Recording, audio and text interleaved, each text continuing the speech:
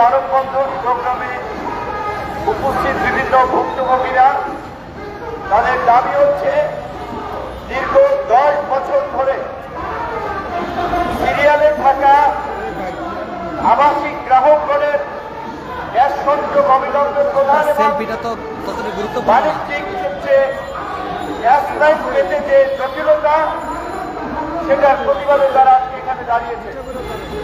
গণ অধিকার পরিষদের পক্ষ থেকে আমরা এই গণ দাবির সাথে একাত্মতা পোষণ করছি। আমার আসার কথা ছিল আরো আগে, অন্যান্য কাজে আপনাদের প্রতিক্রিয়া আসা সম্ভব হয়নি, সেজন্য দুঃখ প্রকাশ করছি। তারপরে আপনাদের এখানে হাজির হয়েছি। এখানে একটা বিষয় অনেকের বোঝা দরকার, বা জেনে থাকবেন অনেকের ঠিকাদার মানে মনে করতে পারেন যে এইখানে তো বোধ হয় আমার বড় বড় ঠিকাদার মানে শত শত কোটি কোটি টাকার বোধ হয় বাড়ির জন্য বিনোদনে এই জন্য এখানে আসছে কিনা।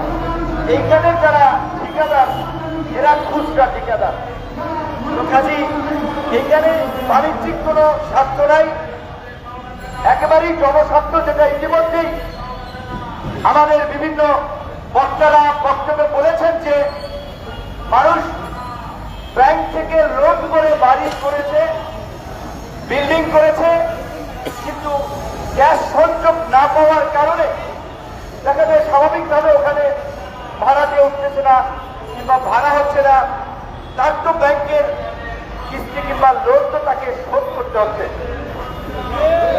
একইভাবে যারা শিল্প উদ্যোক্তা, মাঝারি ছোট কিংবা বড় শিল্প উদ্যোক্তা, অনেকেই গ্যাস সংযোগ না পাওয়ার কারণে পথে বসে গেছে, এবং যারা একটু বেশি টাকা পয়সা আছে তারা হয়তো তলে তলে ঘুষ টুস দিয়ে লাইন গেট করাচ্ছে। ক্ষুদ্র এবং মাঝারি শিল্প উদ্যোক্তারা গ্যাস সংযোগ না পাওয়ার কারণে তারা ব্যবসা বাণিজ্য করতে পারছে না, তারা ক্ষতিগ্রস্ত হচ্ছে। এই অন্তর্বর্তীকালীন সরকারের প্রতি আমাদের প্রত্যাশা ছিল যে আমাদেরকে রাজনৈতিক সরকারের কাছে যেভাবে দাবি দেওয়া আদায়ের জন্য রাজপথে নামতে হয়, আন্দোলন করতে হয়, ঘেরাও করতে হয়, মানববন্ধন করতে হয়, অন্তত এই গণঅভ্যুত্থান পরবর্তী এই অন্তর্বর্তীকালীন সরকারের আমলে এই দেশে হয়তো আন্দোলন মানববন্ধন শব্দ আর থাকবে না।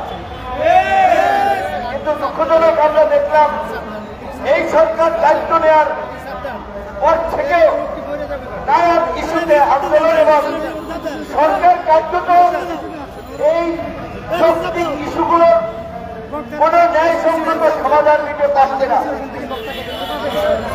যার ফলে মানুষ রাজপথে যাচ্ছে, আন্দোলন করছে। স্বাভাবিকভাবেই সেটাতে অন্যদের বিরক্তিরও কারণ হচ্ছে। কিছু ক্ষেত্রে যখন আমরা সড়ক অবরোধ করে কিংবা ঘেরাও করে আন্দোলন করছে, গতকালকে আমাদের অফিসে গিয়েছেন সিএনজি চালকরা, ঢাকায় তাদের রুট পারমিট বাতিল করা হয়েছে, যে মানে ঢাকার বাইরে তারা চলতে পারবে, ঢাকায় চলতে পারবে না। তারা বলেছে যে আমরা এই সড়ক পরিবহন যোগাযোগ এই মন্ত্রণালয় ঘেরাও করতে চাই। আমরা সবসময় শান্তিপূর্ণ সমাধানের কথা বলি, কিন্তু এত কঠোর কর্মসূচিতে যাবেন না, আপনারা সড়ক নীতি যান, আপনাদের দাবি দেওয়া জানান, তারপরে যদি না মানে তখন আপনারা কঠোর কর্মসূচিতে যাবেন। আজকে এই যে 10 বছর যাবৎ এই লোকগুলা ইনভেস্ট করে গ্যাস সংযোগ পাওয়ার আশায় ছিল, তারা পাচ্ছে না। যারা এই কাজের সাথে জড়িত শ্রমিক, ঠিকাদার, মালিক, অন্যরা তারা বেকার বসে রয়েছে, তারা ক্ষতিগ্রস্ত হচ্ছে। কেন গ্যাস সংযোগ দেওয়া হচ্ছে না? এটা কোনো যৌক্তিক কারণ নাই, কারণ খামখেয়ালি আমলাতান্ত্রিক জটিলতা। আমরা চাই দ্রুত সময়ের মধ্যে এই আমলাতান্ত্রিক জটিলতা নিরসন হয়ে অনতি বিলম্বে আবাসিক এলাকায় গ্যাস সংযোগ দেওয়া হোক, এবং পাশাপাশি শিল্প খাতে গ্যাসের লাইনের এই আমলাতান্ত্রিক জটিলতা, দীর্ঘসূত্রিতা দূর করে সহজীকরণ করা হোক। আপনারা মনে আছে কিনা জানি না, আমাদের বাণিজ্য মন্ত্রী কিন্তু বলেছিল, আমরা বশির সাহেব উনি সম্ভবত লাইন দিতে গিয়ে 20 কোটি টাকা ঘুষ দিয়েছেন এরকম কথা বলছেন।